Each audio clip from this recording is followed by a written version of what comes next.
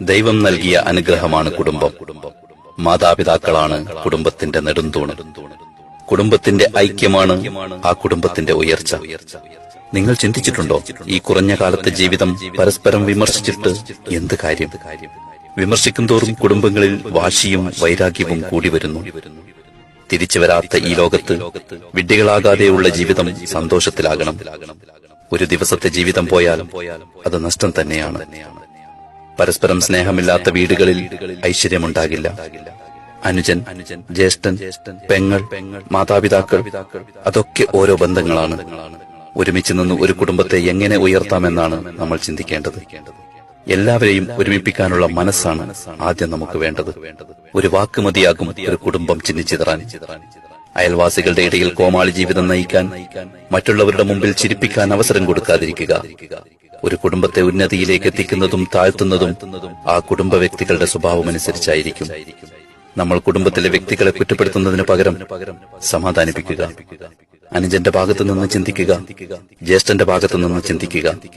പെങ്ങൾ, മാതാപിതാക്കൾ, ഇവരെയൊക്കെ കുറ്റപ്പെടുത്തുന്നതിന് പകരം അവരുടെ ഭാഗത്തു നിന്ന് ഒന്ന് ചിന്തിക്കുക. കുടുംബത്തിലെ ഓരോ വ്യക്തികളെ കുറിച്ച് പഠിക്കുക, മനസ്സിലാക്കുക. പുഞ്ചിരിച്ചുകൊണ്ട് മാത്രമേ പെരുമാറാവൂ. ഞാനാണ് ശരി, എന്റെ ചിന്തയാണ് ശരി എന്ന മനോഭാവം പൂർണ്ണമായി മാറ്റിയെടുക്കണം. ആരെയും ഒറ്റപ്പെടുത്തി കുറ്റപ്പെടുത്തരുത്.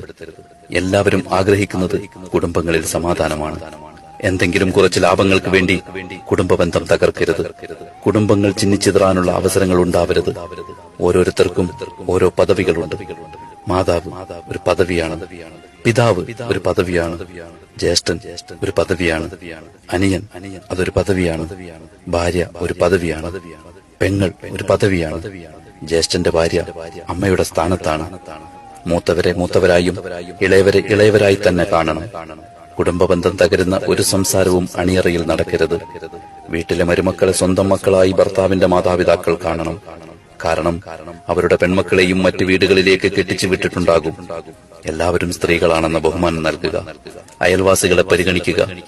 അവർ ചിലപ്പോൾ മിണ്ടിയില്ലെങ്കിലും നമ്മൾ മിണ്ടി തുടങ്ങണം. നമ്മുടെ വീട്ടിലുണ്ടാകുന്ന എല്ലാ സന്തോഷങ്ങളിലും അവരെ കൂടി ഉൾക്കൊള്ളിക്കണം. നല്ല മാറ്റങ്ങളും നല്ല ചിന്തകളും. പഴകി ദ്രവിച്ച ചിന്തകളെ ഒഴിവാക്കൂ. പുതിയ ചിന്തയിലേക്കുള്ള പുതിയ മനുഷ്യനാകുക. മാറ്റങ്ങൾ ചിന്തയിൽ നിന്നും കടന്നു വരട്ടെ.